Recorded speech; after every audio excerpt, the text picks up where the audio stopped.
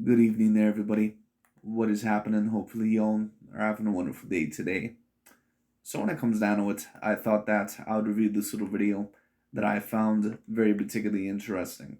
And this is going to be a video by the boxing channel known none other than Boxing Ego. And I've reviewed overall a certain amount of his videos. And the main reason why I review certain videos, the main reason why I really review certain videos in the first place is usually to go over certain narratives that I believe are out of proportion. This may sometimes entail certain boxing channels that I tend to review. If you've seen some of my basketball videos that I overall have reviewed as of lately, that may entail, the Speak for Yourself show, I believe with Emmanuel Odd show, or Marcellus Wiley, or it may be the Skip and Shannon Undisputed show. It may be that of ESPN First Take with JJ Redick and Stephen A. Smith. It could be a multitude of either YouTube channels or media platforms. But a big part of the reason why I like to review Boxing Ego so much is because Boxing Ego, just like that of Adante's Boxing Nation or an Aki TV or a certain amount of these other, and let's just be real, and I know a lot of people they're not gonna like my term, but it just is what it is. Pretty much overall what any of these LDBC and new media channels are. And that's not me saying that some of them are not somewhat bringing up good points. Blue Blood Sports TV, for example, I believe is a somewhat respectable channel. But you can tell all in all that he still is somewhat infected by that mindset of that of the LDBC. Because pretty much all the LDBC and new media are pretty much all that is the Pro Black Fighters League. It is what it is. And this is not a channel of mine to where I promote racial overall bias. This is not a channel overall to where I promote a bunch of emotion. I am not a fanboy of any of these fighters. Overall, I am not a person that gets super deep into my emotions. I speak from a perspective of logic and objectivity. And I give pretty much everyone their right amount of credit, at least in an objective and logical way. And Mr. Sewell Canelo Alvarez, I do truly believe not only is a great fighter, I do believe that he is an all-time great fighter. But of course, in that last fight that he had against the light heavyweight champion of the world, Mr. Dimitri Bivol, which I did predict that overall, if Canelo Alvarez, if he did not play his cards right, that it could be a very, very tough fight. And not only was it a tough fight for Canelo, but I thought that Canelo Alvarez, that he pretty much clearly lost the fight. To be honest with you, that might be the worst loss in his career. And a certain amount of people may say, well, what are you talking about? Didn't Mayweather Jr., didn't he almost win against Canelo Alvarez unanimously? Yes, he did. But I think that losing pretty much at the peak of your career is a little bit different when you fought the number one pound for pound fighter, debatably in some people's eyes the greatest boxer of all time in the history of boxing. And overall, you were 23 years old and you were heading into that fight. And even though, of course, you were experienced, Floyd Mayweather Jr., he pretty much was looked at as the Michael Jordan of boxing. It pretty much overall, if I were to compare it, it kind of would be like Michael Jordan when he defeated Shaquille O'Neal and the Orlando Magic and that of Penny Hardaway in the 1996 NBA playoffs. Shaquille O'Neal was extraordinarily talented, and he did end up going to one NBA Finals, I believe, in 1995, where he ended up getting swept, I believe 4-0 against Akeem Olajuwon. But Shaquille O'Neal really did not hit his peak. He really did not hit his main stride until really the early 2000s. That's when he finally learned how to win a championship with that of Kobe Bryant. That's what I would compare to Canelo Alvarez kind of almost at this point. And I think that it is more damaging to lose when you're at the top of your career than maybe when you're a little bit earlier on in your career. That's why I would state that I believe that this recent loss that Canelo Alvarez had, it probably was the worst loss, at least feeling for him, of his career out of the two losses that he had. So it's going to be very interesting to see how Canelo Alvarez does come back, if he is able to come back in that a better shape overall, what fights he will take next. And there is a lot of dangerous contenders around him. So it's going to be very, very interesting to see how Canelo Alvarez may very well potentially come back, what fights he ends up taking. He has so many contenders out there that he could potentially face. And I do believe that Canelo Alvarez does want to prove himself and overall that not only that he wants to prove that once again that he will be back on a winning streak, but that eventually maybe one day he could potentially be within the top 10 pound for pound of all time conversation. Will he get there? We'll see what happens. But there's a lot of great contenders out there. Of course, there's Jamal Charlo, David Benavidez. You have Gennady Golovkin in the third match, which I believe, of course, is happening in September. If you were to go back up to light heavyweight, you have Joe Smith Jr., maybe a Marcus Brown or Anthony Yard if you wanted to face one of those guys. And then, of course, the only two remaining champions, Mr. Artur Beterbiev and Dimitri Bivol. But Mr. Boxing Ego, he's going to be talking about Mr. Canelo Alvarez and overall what fights he would like to see Canelo Alvarez in. And of course, a lot of the LDBC and new media, who of course do not like Canelo Alvarez, they never have liked him, because overall what their main objective is to have certain fighters like a Canelo Alvarez not ranked as high as a certain demographic of fighters when it comes down to it. Overall, that's why they don't like that of a Vasily Lomachenko. They don't like Canelo Alvarez. They don't like Alexander Usyk. They don't like Tyson Fury. They don't like any of those fighters. And another fighter that they're also going to go after recently is Mr. Naoya Inoue. Why is that? Because they do not want him ranked very high in the pound-for-pound list. Now, I don't think that Naoya Inoue, personally, in my view, should be ranked as the top pound-for-pound fighter. To be honest with you, at least in my view, I think it's a little bit ridiculous. But trust me, if they had someone like, overall, let's say that of a Devin Haney, if there was a list that had Devin Haney as a number one pound-for-pound fighter, trust me, there would not be a lot of complaints from that of the LDBC and new media. So that is mainly what their objective is. They are very biased. They have a great racial motivation, just like a certain amount of other media outlets can. And of course, ESPN and Fox Sports News as well, they have their bias as well. But the reason why I mainly talk about these channels is because they're going to try to convince you all in all that they tell you the whole truth and they're doing this for your own good. Really, all they are is they're pretty much no better than any other racially biased person out there. And Boxing Ego is another one of those people. It just is what it is. But anyways, you're going to see what Mr. Boxing Ego has to say in this video. I'm going to respond. And of course, they want Canelo Alvarez pretty much completely out of the picture. Of course, Canelo Alvarez right now, he is somewhat, I'm not going to say on a downfall necessarily, because that would somewhat imply that his career is over. I'm not going to state that. But trust me, they want Canelo Alvarez's ass out of this pound-for-pound picture. They realize that right now that Canelo Alvarez, that he's knocked down a little bit on a peg when it comes down to because of that last loss. But when you hate someone overall truly, and I understand overall the feeling because, when you're younger, especially in your teenage years watching sports, you are, somewhat of a fanboy, at least, usually when you're a little bit younger. I pretty much grew past that stage. But you understand the feeling that when you hate a certain athlete, you basically not only want overall, just for them to get knocked down, you basically want them to get completely killed in whatever match or whatever their reputation is. If you're a LeBron James fan, for example, when it comes down to it, you basically are very, very happy more than likely to see a Stephen Curry or LeBron James lose. And it's the same thing in boxing. If you're a Floyd Mayweather Jr. fan, or overall if you're a Terrence Crawford fan, and Errol Spence Jr. fan, you were really hoping for Canelo Alvarez's downfall. And that is the main reason why Boxing Ego, when it comes down to it, why he was so happy when Dimitri Bivol ended up beating Canelo Alvarez, because he's just another fanboy basically parading around. But it is what it is. Anyways, I'm going to respond to the video. Let's see what he has to say. Let's get into it. Canelo Alvarez is in a very, I repeat, very difficult and dangerous position. I will explain why in this video. Stay tuned.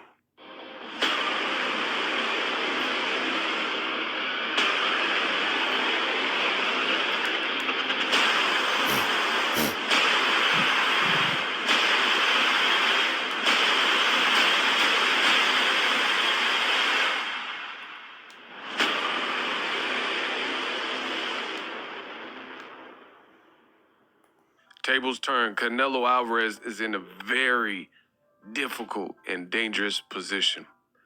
What up, Fight World? It's your boy Ego, and I'm back with some more boxing. Make sure you come in and smash the like button for the latest and greatest in all of boxing. Artur Beterbiev just fought Joe Smith Jr. He excelled. He looked excellent. He looked very, very dangerous, causing a second round stoppage in the fight in New York. And yes, Mr. Artur Beterbiev, he did look very ferocious in that fight. And I think that if Canelo Alvarez is as intelligent as what I think that he is, especially as a boxer, I do think that he needs to hold off a little bit overall fighting some of those A-grade light heavyweight fighters, especially Dimitri Bivol and that of Artur Beterbiev. Now, of course, a lot of the LDBC and new media, they're basically stating, well, why doesn't Canelo Alvarez want the rematch? Well, Canelo Alvarez not only lost that fight, I thought that he lost the fight very clearly, at least 8 rounds to 4. And I think that Canelo Alvarez realizes that if he is going to defeat that of Dimitri Bivol, I think the best thing for him to do is maybe to pump the brakes a little bit, maybe fight a couple of other very good, solid contenders overall, or at least fight some decent fights. And then if he is going to give it another attempt, maybe fight the winner of the Dmitry Bivol versus the Artur Beterbiev fight. If that fight ends up happening, I think that Canelo Alvarez realizes that it would be best for him right now, all in all, to rebuild himself back up. And I also said a very similar thing about Deontay the Bronze Bomber Wilder. But of course, Boxing Ego, he was one of those guys that did not want Deontay Wilder to get another match because he was such a fanboy of Deontay Wilder. And when you're a fanboy of someone, you don't really take a look at things logically and objectively. You take a look at it from an emotional standpoint, almost a psychotic standpoint. When it comes down to it, you don't take a look at things logically. And so many of those Deontay Wilder fans, they wanted Deontay Wilder to just rush straight into the rematch with Tyson Fury because they were just really hoping that Deontay Wilder, they were really hoping that any of the allegations that they were alleging about Tyson Fury would stick. They were hoping that maybe there was some truth to that, even though a lot of them deep down knew that it wasn't true. And they were just hoping that Deontay Wilder was going to land a swift right hand that would knock Tyson Fury out for the 10 count. And they're still very, very depressed about that loss if you end up hearing about that. And this is why I said I thought that Deontay Wilder heading into the third match with Tyson Fury, I did not think that it was a good idea. I thought that the best idea for Deontay Wilder was to go into other matches, maybe fight a couple of other top contenders, maybe even face someone that was not necessarily top 10 ranked within his next fight and rebuild himself back up. Because when certain fighters, when they end up suffering a loss the way that they did, it's not always easy to just head into a rematch with that fighter unless you know exactly what you need to do. Now, there are certain matches to where you can tell the fighter did not take that first fight that seriously, so that's kind of why they lost the fight. So maybe they're more comfortable in the rematch, kind of like that of an Anthony Joshua versus an Andy Ruiz Jr. But Canelo Alvarez, even though I do think that his fatal flaw was the stamina, and all in all, I think that his stamina did not allow him really to box overall as well as what he usually did, it's still going to be a very tough fight. And I think that Canelo Alvarez, he realizes that if he is ever going to defeat that of a Dmitry Bivol in that of a rematch, who the hell knows, even possibly a trilogy later on down the line, if that ends up happening, is going to take his full 100% best, 110% best, really. And all in all, he's going to have to be on his A game. And I do not think that he was on his A game in that Dmitry Bivol fight. I thought that he was a little bit too muscle bound. And I thought, all in all, that to be honest with you, he really was not his full self. And that is not an excuse. But I think that you can tell when a fighter, all in all, loses just because the fighter was better. When Sergey Kovalev lost to Andre Ward, I thought that Andre Ward was just a better fighter of the two. When Deontay Wilder ended up losing to Tyson Fury, in my opinion, pretty much all three matches, you could tell that Tyson Fury was just the better match of the two. But when you took a look, for example, at an Anthony Joshua versus Andrew Ruiz, I could clearly tell that Anthony Joshua, in my view, was not at his pure best. When I took a look at Teofimo Lopez versus George Kambosos, I did not think that Teofimo Lopez really took him all that seriously. And when it came to Canelo versus Dmitry Bivol, even though it would be a hell of a tough fight for Canelo Alvarez, I do not think that he was really at his full capacity. But it is what it is. And I think, to be honest with you, it's not that I think he came with any injuries or anything. Once again, I just think that it was the stamina. I think that it was an error by both Eddie Reynoso and Canelo Alvarez. And hopefully, they realize overall what they would need to do in a rematch, which is lose that muscle mass and overall have the stamina to the point to where you are going to have to charge Dmitry Bivol for the majority of that fight, or at least pressure him. Because overall, if you back up too much and if you give him too much space, Dmitry Bivol, he thrives a little bit more sometimes the more he can back you up, even though, of course, he can't fight on the back foot. But I thought that Canelo Alvarez had some good moments from rounds 2 to 4, but pretty much every round after round 4, Canelo Alvarez, in my view, looked subpar compared to his usual standards. But we'll see what happens. And he took a champion and made it look like a gross mismatch, almost as if Joe Smith Jr. didn't belong in the ring with him. So because Joe Smith Jr. really didn't belong in the ring with Artur Beterbiev. And that's why Artur Beterbiev, he may now have to be on my top 10 pound per pound list. I believe I had this one girl or whatever comment on my video yesterday. I believe she said she was from Britain, maybe somewhere over there in Europe. And she overall stated overall, you're putting a certain amount of people on your top 10 pound per pound list. Well, it depends overall what it entails. Artur Beterbiev, he might be the best finisher out of any other championship pedigree fighter. all in all, that I personally have seen, at least in the current moment in time. I mean, he might even have to be above Deontay Wilder and Gervonta Tank Davis, because at least Artur Beterbiev, one thing I can say about him is that he's literally finishing guys that even have championship caliber pedigrees and amateur background pedigrees. I mean, he literally made Marcus Brown look like an amateur. He made he made Alexander Vosdik basically quit in that mid fight, and he was coming off of a knockout victory over Adonis Stevenson. Even though it was Adonis Stevenson a little bit older, still a very decent win. Artur Beterbiev is literally making some of these guys look like they're nothing, and he has a 100% knockout ratio. So Artur Beterbiev, he at least has to be debatably on that top 10 pound for pound list for some of you overall that wonder about my top 10 pound for pound list, because of course I do get the concerns. But anyway. Congratulations to Artur Beterbiev. It's not much to break down. It was only 2 rounds. Beterbiev dropped Joe Smith Jr. numerous times, including in the... Now, you notice that Boxing Ego that he's congratulating Artur Beterbiev here. And they will congratulate certain fighters overall of a different demographic if they believe that it'll tear down another fighter of that demographic. And you'll see this also in certain other sports as well. Maybe when it comes to black athletes, or maybe when it comes to overall, other types of athletes as well. You can see this no matter what the fan base is.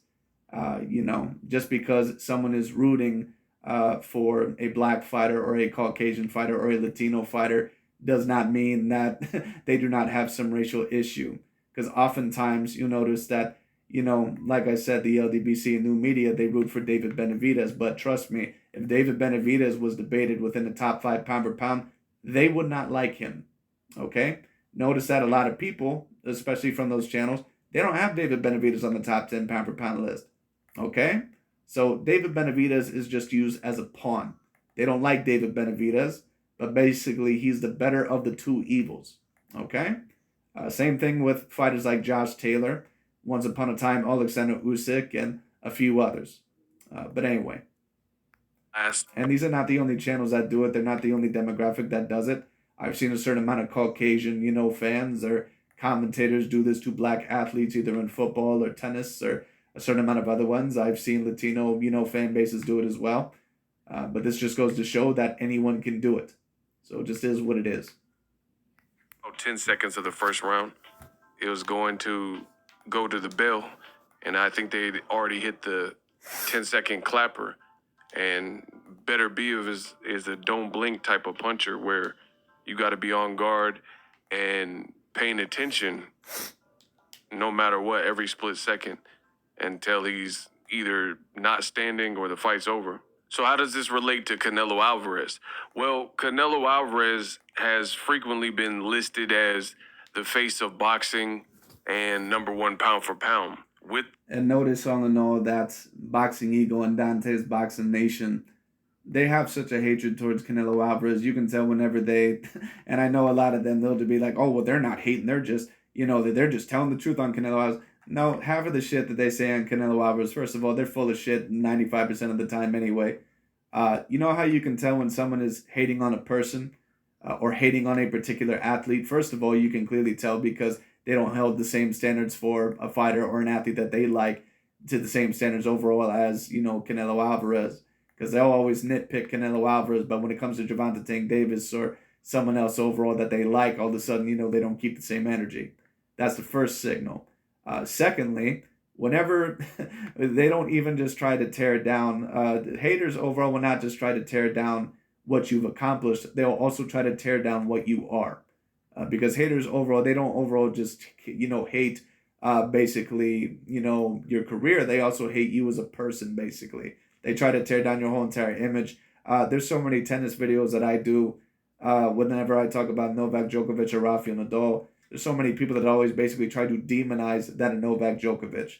And that's not me saying that Novak Djokovic doesn't slam a racket here and there, or that maybe he may not yell at a referee. But people try to act like this dude is like some John McEnroe or Nick Kyrgios or something. Like, it's just ridiculous. So that's how you know. Because whenever they say that Canelo is the face of boxing, not only overall will they try to tear down who Canelo Alvarez faces, but they will also try to tear down the numbers that he has. It almost kind of reminds me of the LeBron James fans in the media, how they like to tear down Michael Jordan all the time, and they love to say, "Oh, well, it was just because he fought weak competition like Shannon Sharp." It's just pathetic. Heavy is the head that holds the crown. Canelo Alvarez plays stupid games, wins stupid prizes. Canelo Alvarez, nobody really told him to move to 175. I'll take you down a quick stroll down memory lane. That is true. Certain people don't know. No one really said that Canelo Alvarez had to do it, but I understand why Canelo Alvarez did it because I think that it was a big accomplishment towards history. So I really don't have a problem with that. Because this was not a might, because certain people, they'll say, well, Canelo, he moved up to 175 because, he really didn't have a chance there. Well, that was not really the similar situation. Real cherry pickers that go up in weight and you can tell they're making moves to where they go on that shit to where they say, oh, I just want to be all-time great. I want to be brave. Certain people who use that bullshit excuse, those are fighters like Mikey Garcia and Gervonta Tank Davis and Kell Brook. Those are fighters overall who have done that shit. And I've seen right through it. Mikey Garcia, and you can tell fighters that do that because they don't have a resume like Canelo Alvarez. These guys always try to poke holes in Canelo Alvarez's resume, but there's so many A-grade fighters, so many fighters that Canelo Alvarez fought when they were at their peak. And they always try to say that, oh, well, no, this guy already lost. Well, just because a guy has a loss does not mean that they were at their peak. I certainly believe that Boxing Ego would give Terrence Bud Crawford and Errol Spence Jr. for defeating Sean Porter and Danny Garcia. And they already had losses by the time those fighters fought them. So, it is what it is. And of course, Terrence, he had not fought Danny Garcia yet, but you know what I mean. But anyways, when it comes down to it all in all, Canelo really has a great resume. Real cherry pickers that do not want to face A-grade fighters. They have 20, 30, sometimes even 40-something fights in their resume, and you can barely remember any of the names on their resume, like a Mikey Garcia or a Gervonta Tank Davis. Like, who the hell does Mikey Garcia have on his record? He don't have anybody. Who the hell? Name me one A-grade fighter that Mikey Garcia has ever legitimately defeated in his career. Go ahead, you can't name one. He has over 40 fights in his career, and he's never fought a legitimate A-grade fighter because every single time there was a legitimate threat to his possible throne at the lower lightweight divisions, he never fought them. Whether it was a Yuri Gamboa or a Vasily Lomachenko, he was scared to death of Vasily Lomachenko. That's why, all in all, he moved up to welterweight and he said, oh, I want to be all-time great, when no one asked him to do that. It was the same thing with Kell Brook when he moved up to fight Gennady Golovkin because he didn't want to face Errol Spence. Canelo Alvarez moving up to 175 was not that situation. He had just come off of unifying a somewhat semi-talented 168-pound division. Don't get me wrong, that's not me saying that I don't want to see the Jamal Charlo or Demetrius Andrade or David Benavidez fights. But listen, if you're a person that knows shit about boxing and you overall don't have, basically some hatred up your ass like Mr. Boxing Ego does here, or some major bias overall, Canelo Alvarez's resume is next level. You cannot have fighters like Austin Trout, Araceli Lara, Gennady Golovkin, Billy Joe Saunders, Callum Smith, Caleb Plant, Danny Jacobs. You can't have these fighters on your resume and be a complete cherry picker. Cherry pickers are Gervonta Tank Davis and Mikey Garcia. Fighters that have damn near 30, 40-something fights, and there's not one goddamn A-grade name on there. Or if there is, it's only one. Anyway. And I remember the fans, or at least fans like myself. And let me bring up Mr. Terrence Bud Crawford because certain people may bring him up. I'm not going to put him in that same class because I don't think Terrence has really ever cherry-picked. I just think that he's made some bad decisions with his career. But one thing I'll say about Terrence Bud Crawford is this. There's a difference between Terrence Bud Crawford and Mikey Garcia and Gervonta Tank Davis. Because one thing I'll say about Terrence Crawford, I don't necessarily think that the 135-pound or the 140-pound divisions were necessarily super-duper talented when he ended up beating some of those guys, but he defeated the fighters that he needed to. So Terrence Bud Crawford is a different situation. Mikey Garcia and Gervonta Tank Davis, they have knowingly ducked fights. Knowingly. And it's not even just a couple of fights. There's not even just a couple of fights overall that they say that they don't want. They don't fight any A-grade fighters. None. So it is what it is. And Ego's army wanted to see Canelo try to become undisputed at 160. That meant he would have to fight two black American undefeated fighters with different styles, mind you.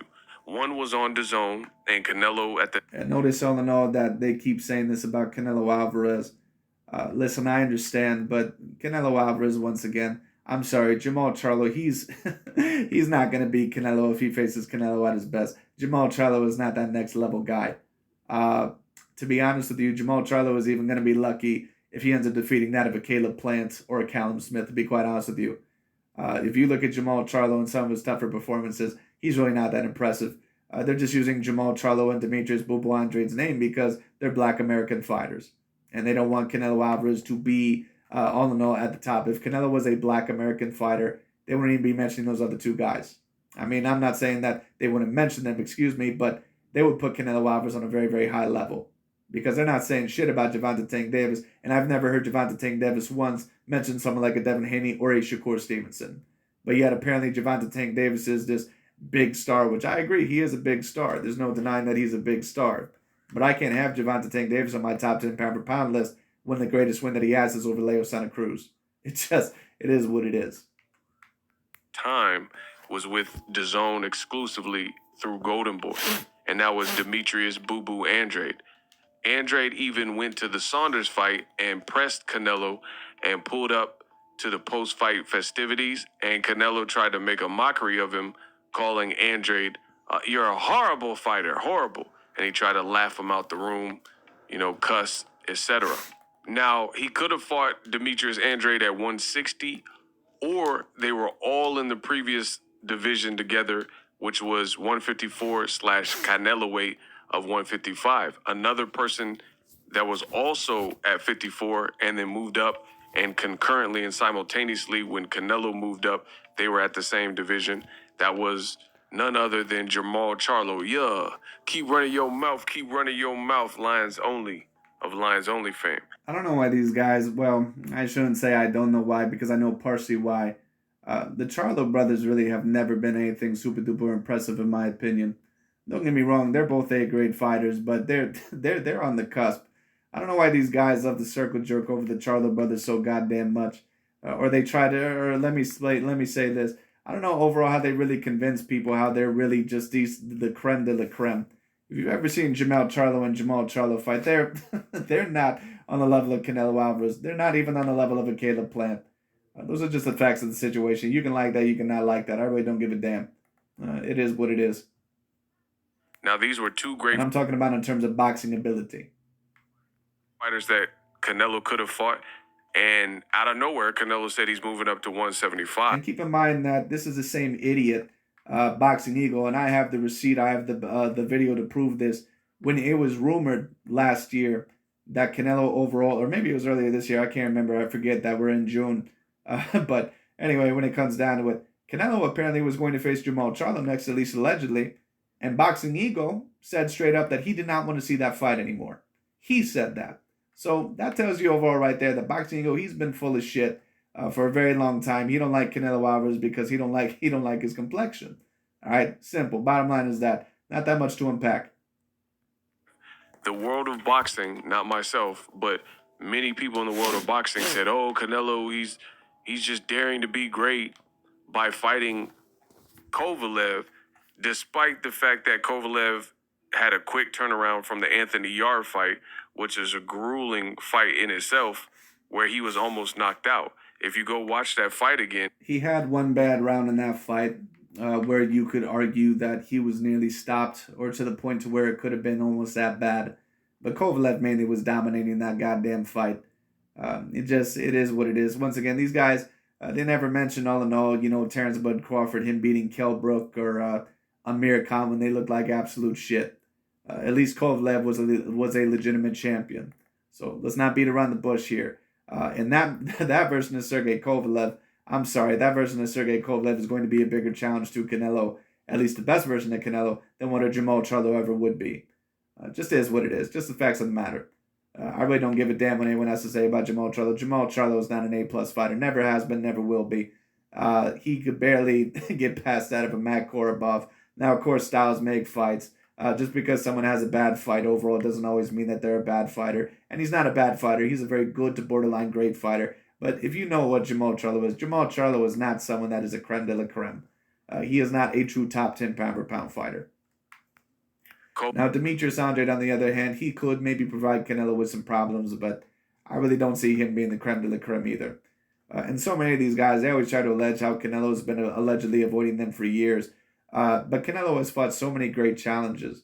He fought Austin Trout and Araceli Lara, two black fighters that were very, very decently slick. He fought them. Now, if you want to argue that both Jamal Charlo and Demetrius Andrade are better than that of a prime Austin Trout, I would probably agree with that. I don't know if I don't know if either of them are better than Araceli Lara, to be honest with you. Jamal Charlo definitely ain't, and to be honest with you, even Demetrius Andrade better than a prime Lara, in my view, is a stretch. But it is what it is, just in terms of raw boxing ability. But then Canelo Alvarez went to continue to fight Miguel Cotto, who is one of the more talented guys out there, even, at 33 years of age, even though he was a bit smaller. And then, of course, he fought Gennady Triple G Golovkin, who at the time was a top 5 pound-for-pound fighter. So, once again, let's give Canelo Alvarez at least a little bit of credit here. Kovalev's trainer, Buddy McGirt, said, if you give me another round like that, I'm throwing in the white towel, basically waving the white flag. Canelo used this and seen what I seen and decided to fight against Kovalev and not give him really any time to recuperate. Plus, there were lots of notions that there was rehydration clauses, which would further deplete a guy like Kovalev later in his career. Well, you know what? When it comes down to it, I have no problem with certain people mentioning rehydration clauses or anything like that. But don't you guys find it weird how apparently they seem to bring up rehydration clauses with Danny Jacobs and Sergey Kovalev and all sort of shit, but they don't mention that shit with Floyd Mayweather Jr. They don't mention how Floyd Mayweather Jr. had a weight clause against Canelo Alvarez or Miguel Cotto or a couple of these other guys. All of a sudden, amnesia.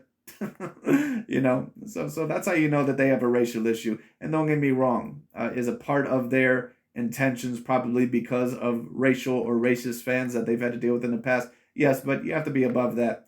You have to perform on a higher platform, especially if you have a channel like this. And that's why you can't trust someone like a Dante's Boxing Nation and Boxing Ego because, first of all, they overall are going to be a part of the Pro Black Fighters League. They're going to be racially motivated. And someone who is always racially motivated first, you can't trust that person in any debate whatsoever. Any debate whatsoever. Because you can't trust their logic and objectivity because they have none. That means that their emotion is steering them in their direction. You can't trust a person like that. Do some wars, coming off a quick turnaround. Once again, it's like taking a look at a LeBron James debate and Shannon Sharpe is the head of the debate.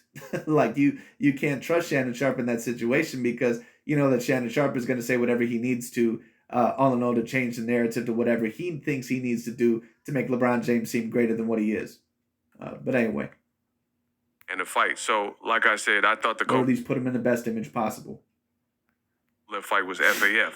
Then Canelo Alvarez. Now, you heard overall what Boxing Ego said. He said that the Sergey Kovalev fight was FAF. What is he basically saying? He's saying that the fight was fake as fuck.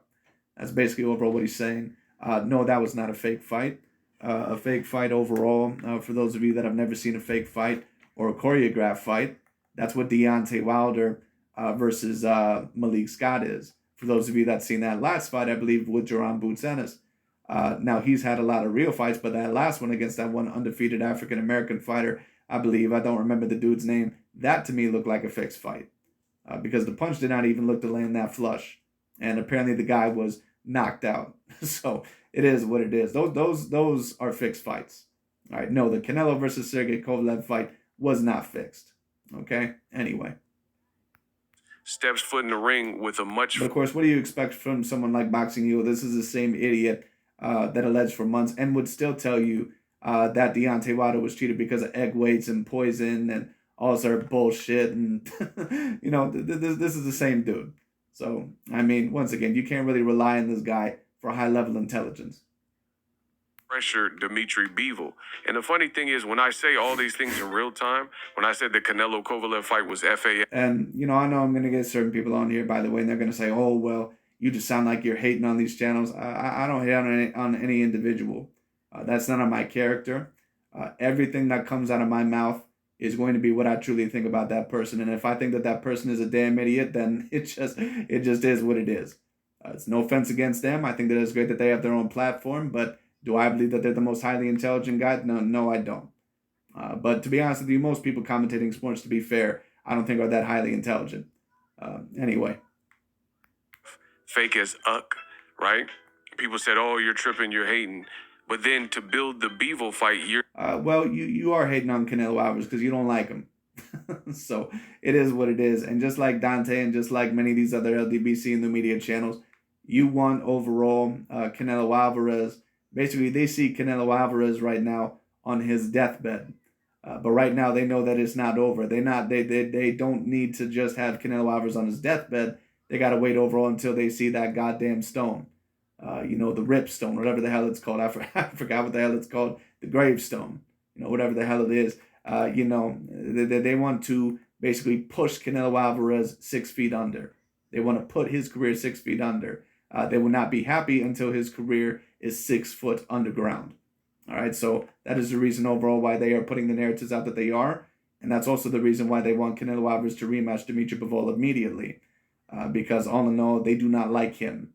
Okay, it is what it is. Because when a fighter ends up getting their ass kicked, or if they end up losing somewhat badly in a fight, and if you want that fighter to rematch them immediately, you want them to rematch them immediately for one of two reasons. Either A, because you're a major fanboy of that fighter, and you overall just want that fighter to live up to your expectations once again in desperate hope that he'll win the rematch or she'll win the rematch, or B, because you hate that fighter so goddamn much and overall you want their career basically to not be a threat to the fighters that you're a fan of. Anyway. later, everybody on even the promotion, even DAZN was saying, "Oh, Bevo's different. There's no rehydration clause, and he's fresher." So by stating that, you're agreeing to what I had already said about the Kovalev fight. Fast forward to the future. Earlier this year, Cinco de Mayo weekend, Canelo went back to life. Well, the Kovalev fight I thought was a decent fight for Canelo, and it was a challenging fight for Canelo. But Dimitri Bivol, in my view, not only was he fresher, and I don't think that that's really an excuse. You can argue that, but it still was a great, at least an A- win for Canelo because Canelo was not the same size as Kovalev, and Kovalev was at least coming off of two very decent wins, and overall he was, I believe, the WBO champion. So we do have to give Canelo Alvarez at least some of the credit for that fight. But Dimitri Bivol, in my view, he probably was more talented and more all-around skilled than what Sergey Kovalev really ever was. It just is what it is. And on top of that, he was younger and undefeated. Heavyweight to fight at 175. And on top of that, I don't think that Canelo Alvarez took the best poise in that fight. I think that he knew that Dimitri Bivol would be a bigger challenge. And I think that he thought that he was mainly just going to have to go in there and probably try to out-pressure him. And I don't know, really overall try to hope that he would outmuscle him. And don't get me wrong, to a degree, I think you are going to have to outmuscle Dimitri Bivol or at least pressure him. But the problem is that you gain too much muscle mass. Because if your main plan, all in all, it's kind of like what Deontay Wilder's was against Tyson Fury, to basically outbang a pure boxer like Dimitri Bivol, it ain't going to work. You have to have some sort of stamina. You have to have a backup plan. But anyway. And was embarrassed by Dimitri Bivol. Sensational performance. So with all these things considered, to me, this puts Canelo in a very precarious position because to go from being considered the quote-unquote face of boxing and number one pound-for-pound guy. And you notice, I know that he said quote-unquote face of boxing. It's really not that much of a debate. I really don't know why people overall get their panties in such a twist about this. You can either like Canelo Alvarez or you cannot. The face of boxing does not necessarily dictate who you believe is the number one pound-for-pound fighter. The face of boxing overall is just basically who is the main mascot, who is the most popular. If you go to the NBA right now, Stephen Curry, he just ended up winning the NBA Finals and the Finals MVP. Right now, I would count him as the number one overall basketball player, at least in the world, because of what he was able to do with his team. And on top of that, because of his past accomplishments. But LeBron James still might be overall the face of the NBA. It's not overall to get upset about. But the reason why they're upset about it is because we can't have someone like a Canelo Alvarez, all in all, be the face of boxing. That's why they always try to tear down his numbers. But they would never bring up someone like a Gervonta Tank Davis who does shit pay-per-views because he don't face anyone overall that anyone is willing to watch. Anyway, that's why they always talk about him allegedly selling out a stadium when it comes down to it. But they don't ever talk about his pay-per-view numbers. They won't talk about his pay-per-view numbers because, all in all, they like Gervonta Tank Davis. But if Canelo Alvarez were to have a bad pay-per-view night, they'll bring up that night. Anyway. To not being willing to fight, and it's going to be very apparent, the guy that just beat you, Bivol, or the 3-belt champion, Artur Beterbiev, then you're going to look crazy. You're going to look crazy because clearly them two guys are the best at light heavyweight. So if Beterbiev and Bivol fight each other, then that consolidates the belts to one side, meaning if Canelo he chose not to fight Bivol in the media rematch. So if Beterbiev can get to Bivol, and I'm just spitballing, but if Beterbiev can get to Bivol, if Beterbiev beats Bivol, then there's really no reason for Canelo to fight Bivol necessarily. People are going to want to see him fight Beterbiev, and that would be an extremely dangerous fight. Well, Canelo Alvarez is coming off of a loss. So basically, what you're saying is that you want to see Canelo Alvarez face the winner of that fight. And I understand. But basically, what that is Boxing Ego is saying is that he wants to see Canelo Alvarez's career basically destroyed. Because I don't think that there's really any problem with a fighter coming off of a loss if he ends up facing the loser of that fight, unless one of them gets so badly knocked out to where they're clearly not the same. But which of course is very possible because both of those fighters, they couldn't be knockout artists. But of course, if anyone's going to get knocked out in that fight, it more than likely will be Bivol just because of Artur Beterbiev's power and his skill set as well. But, it is what it is. Anyway. A guy just became undisputed. So high risk, but also high reward because Canelo could be undisputed at 175. Or if Bivol beats Beterbiev, his confidence will be through the roof, having beat Joe Smith Jr. before Beterbiev just did it, and then beating Beterbiev himself, right? So either way, to be honest, if Canelo Alvarez is going to take another crack at 175, he may want to think of maybe facing an Ilunga Makabu, or maybe a Joe Smith Jr. next, and some people may, or maybe an Anthony Yard, and some people may say, well, why those opponents? Because none of those opponents are really A-grade opponents, and they're bigger opponents. They got all decent pop. They would get you someone used to the light heavyweight division for someone of the fresher fighters.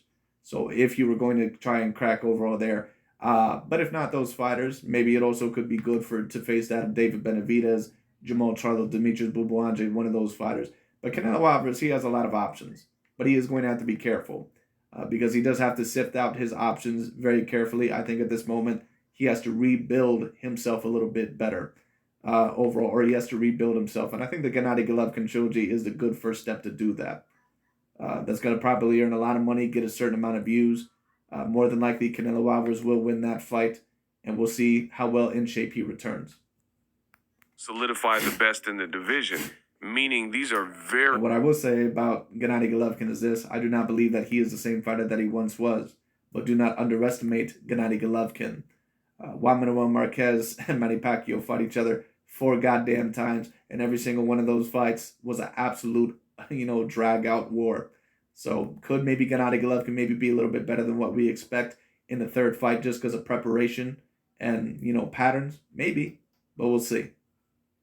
Very tough outs at 175 with big dudes. One guy already beat Canelo. Then you look at 168, Canelo again is surrounded by top talent. David Morrell is a rising star, and he keeps getting stoppages. I don't even think he's been much past the 6th round. So he's young. Yes, and David Morrell apparently turned down the David Benavidez fight, or Ronnie Shields did, and apparently I haven't heard shit from that of the LDBC or new media. Isn't that a bitch? But anyway, but you know what? Just to be logical and objective here, I really don't have a problem with that because I don't think David Morrell is ready for someone like a Canelo or David Benavidez. I don't really even know if he'd be ready for someone like a Jamal Charlo right now. I just think he's a little bit too young. I think he should get about 10 to 11 fights on his record, maybe even 15, and then start facing the big boys. But we'll see what happens. I seen a video of Canelo. It was at the Luis Ortiz fight. And David Morrell next to Canelo, he looked huge. And he's young, he's strong, he's flashy, he's flamboyant. That's a dangerous fight. And if Canelo, so basically Canelo can fight at 175, right? And then he has to fight the guy that beat him, Bivol, which is super dangerous. He already ducked the rematch, immediate rematch. So if he And you notice on the know that Boxing Ego said that he ducked the immediate rematch. Well, Canelo Alvarez more than likely is intelligent enough to know that sometimes it's not always the best of things to rush into an immediate rematch. Sometimes it's best overall to take off a couple fights. But once again, Boxing Ego, he's not thinking from a logical or objective standpoint. He's a fanboy, he's a hater. So at the end of the day, when it comes down to it, haters and fanboys, they don't think logically and objectively. They think overall from an emotional standpoint. So at the end of the day, that's why he's saying, he's like, damn it, Canelo, I wanted you to take the rematch because I want your career to be 6 feet under. I don't want to hear about you again. All right, that's basically what's going on. wants to go back and get that, he's going to have to fight the guy that beat him or Beterbiev. Or if he says, hey, 175 is too much for me, then in that division, you're undisputed. So you got guys like David Morrell Jr. staring at you. You got guys like the other David Benavidez with the WBC, who just beat in a WBC eliminator David Lemieux by vicious knockout. So no matter where Canelo Yes, beat David Lemieux. You notice with Canelo Alvarez, they always say that, Canelo Alvarez, that apparently he only beats fighters who already have losses. But David Benavidez knocks out David Lemieux, who's already been knocked out a multitude of times in his career, and really even a natural super middleweight. He was always a natural middleweight to begin with. And David Benavidez is pretty much a goddamn light heavyweight himself. He knocks him out within 3 rounds, and they're like, oh my God, look at how impressive David Benavidez is. Once again, the only reason why they like David Benavidez is because they know they can use him to get to Canelo Alvarez. But trust me, if David Benavidez is going to later on be debated as a top 5 or the number 1 pound for pound fighter in the world, they will attack him just as they did Canelo Alvarez. I promise you. But anyway, because look at what they're doing to Alexander Usyk now. Look at what they're doing to Naoya Inoue now. Now that they're being debated, both within the top 5. Look at what they're doing to both of those fighters now. Those fighters are not necessarily on their radar before all of a sudden they're attacking them. Like I said, and I've been saying this for months, I've been saying this for years. Their whole objective is to make sure fighters like that do not make the number 1 pound for pound list. All right, or do not make the number 1 pound for pound spot. That is all their objective is. All right, is what it is.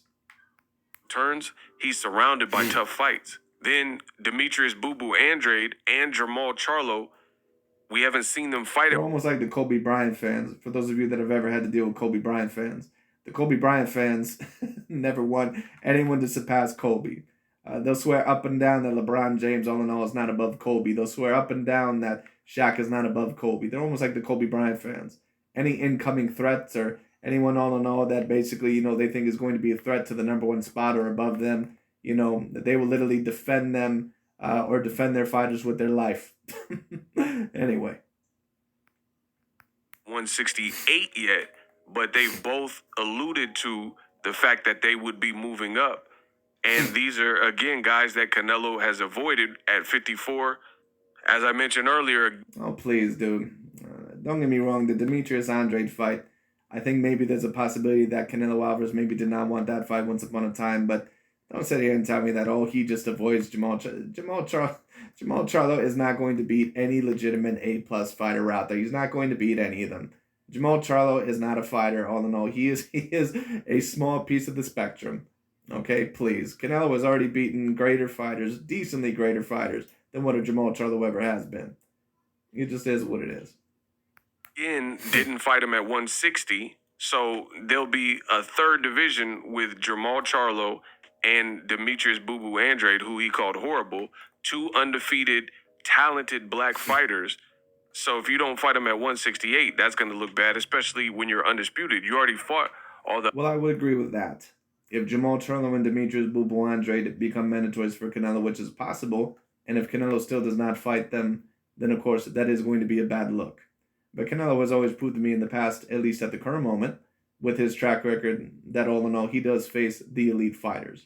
So I believe at least Canelo Alvarez would take on the David Benavidez and Jermall Charlo fights. I'm not quite so sure about the Demetrius Andrade fight. I just don't know if Canelo Alvarez has much interest in that one. But the other two, I believe eventually those fights will happen. But it's going to be very interesting for Canelo Alvarez. We're going to see where his career trajectory will go within these next few years. Other champions. So if you're not fighting Andrade if he moves up, Charlo if he moves up, David Morrell, you're mandatory, or basically the former champion with the W. And I promise you, if Canelo Alvarez fought David Morrell right now, they would not give him credit. And that would be understandable because David Morrell does not have that many fights on his record. But David Morrell is going to have to get more experience. BC that is now beating eliminated. But that's not going to stop them from using David Morrell's name to allege that he's avoiding him. Even though he don't have 10 fights on his record yet, but, you know, they'll use his name. Anyway. Which is David Benavidez, then where does Canelo go? Like, let's say, first of all, if he loses to Triple G, that's going to be horrible for Canelo's stock. Well, yes, if he ended up losing to Gennady Triple G Golovkin, Canelo Alvarez's career is going to be in a very, very big downfall. And Boxing Ego, that would basically be the best situation for him. But I do not believe Canelo is going to beat him. But we'll see how impressive Canelo Alvarez looks. I'm going to be very curious to see how he looks after that loss that he had to Dimitri Bivol. Because it's not always easy on a fighter, both physically and especially mentally, after they suffer a loss like that. But we'll see what happens. Even if it's controversial like the first two fights. But let's say he knocks out Triple G, which is, I think, a strong possibility, right? Then these guys always say, you know, Dante's Boxing Nation said something very interesting about Canelo's resume.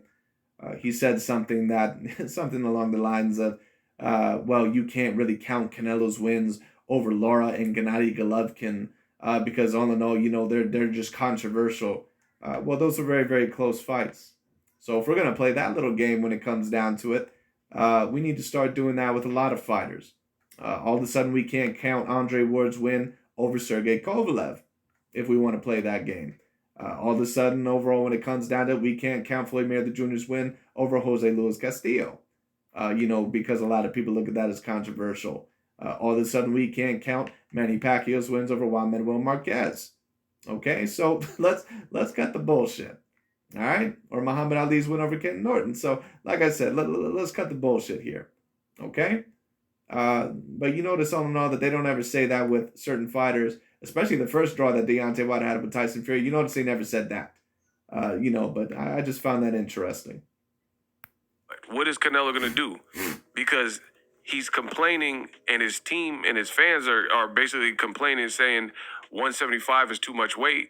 Before that, he was talking about fighting at cruiserweight against Makbouk Air and Usyk. So clearly, he's going to have to. Yes, he was, and I think that Canelo Alvarez, I think that his appetite got a little bit too big for the size of his stomach.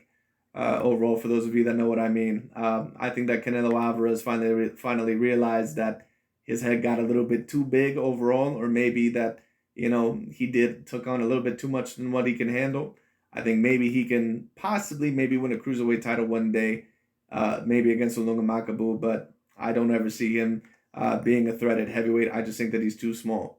And that's not an insult against Canelo, but there's only so much a dude that's 5'9" and about a 71-inch reach can do. I mean, it just is what it is.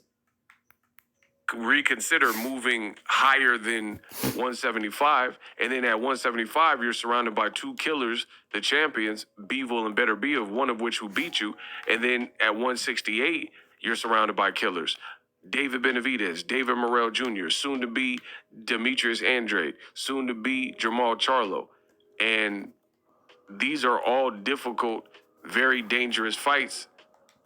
After Triple G, we're like, what are you going to fight Triple G a fourth time? Like, it just doesn't make sense. So, as I've stated... You really think that Canelo Alvarez is going to face Gennady Golovkin a fourth time, dude? Once again, I don't understand why these guys always... Well, I do understand why. But these guys try to act like Canelo Alvarez, that he just repeatedly faces bums. Canelo Alvarez has been facing decent A-grade caliber competition for the past several damn years. So it's like, just quit your bitching. It just is what it is. He could be doing like what a Mikey Garcia does or a Gervonta Tank Davis does and repeatedly facing C or B grade fighters that stand no chance. The walls are closing in on payday. You want payday? I know that. Canelo Alvarez. Because he's surrounded by tough fights. And also how... Canelo Alvarez has always been surrounded by tough fights. And he usually has prevailed. So, it is what it is. Anyway. How long is DAZN going to be willing to shell out proper dough and 20, 30, 40, 50, 60, whatever millions he's getting for fights that aren't big events? So he's really running out of options. I mean, was he going to fight John Ryder when Morel Benavidez? John Ryder overall might be a possibility if Canelo Alvarez, and it would be an acceptable fight if Canelo was going to build himself back up. But if he is not going to move back up to 175, he is overall eventually going to have to face Demetrius Bulbo Andrade and Jamal Charlo. Or he is going to eventually get criticism, even including from me. But anyway. And possibly Charlo and Andrade are all in the same division, it's going to become harder and harder to explain. And then if you don't avenge the Bivol fight, or you don't fight Beterbiev, then you really, who wants to see you fight at 175? Like, what are we supposed to watch, a Caleb Smith fight, a rematch at 175? I mean, we'll see how it all plays out. Drop your thoughts in the comments. You really think that Canelo Alvarez is going to go for a Callum Smith rematch? This fucking dude. Anyways, when it comes down to it, but that is going to be very telling about Mr. Canelo Alvarez. If he truly believes that 175 is too much for him, and instead of facing Jamal Charlo or David Benavidez or some of those guys there, instead of possibly going for the history there, he just goes straight back up to 175. Maybe Canelo Alvarez is not willing to fight them as much as what I possibly think. So we'll see what he does. Section, but as far as I'm concerned, the Canelo era is over, and he's surrounded by. And you hear overall what Boxing Ego said. He said that the Canelo era is over, and he's basically saying that out of hope. But anyway, fights, and based on how he's moved in the past, I don't look forward to him to walk to the fire. And I know he can't make 160 anymore. I mean, his team said they're not making 160. He even said, Errol Spence, why should I make? Oh, and keep in mind, allegedly, that Errol Spence was another fighter that Canelo Alvarez avoided. Even though Canelo, these guys always bitch and moan about how Miguel Cotto was allegedly smaller and all that bullshit. You think they would really give Canelo Alvarez credit for defeating someone like an Errol Spence Jr.? Like, get the fuck out of here. They won't even give Tyson Fury credit for defeating Deontay Wilder. Because apparently he had a weight advantage, which, I mean, yeah, he was bigger. But Deontay Wilder was in terms of the same height, same reach, and he had that one-shot knockout power. So these guys, they don't want to give Canelo Alvarez credit in the first place. But if you're intelligent enough to see what's going on here, you knew that from the get-go. Anyway. Catch weight. So you can't go backwards. You're getting older, and you're coming off of a loss, and you're surrounded by tough fights. Boom. Introducing. But anyways, that's really about it for today. But we will see overall if Mr. Boxing Ego's wish comes true, because there is a possibility that these next few years could be very, very tough for Mr. Canelo Alvarez if he does not play his cards correctly, and if he does not take the fights, all in all, that certain people want to see, even when there's no options left. But Canelo has usually shown me that he does take the big fights eventually, so I'm not really super duper worried. But I am going to wonder overall where Canelo Alvarez goes from here after the Gennady Golovkin fight. But anyways, that's really about it for today. Thanks so much for watching. We will see what happens with Mr. Sewell Canelo Alvarez, and that's really about it for today. Thank you so much for watching. I'll talk to you all later.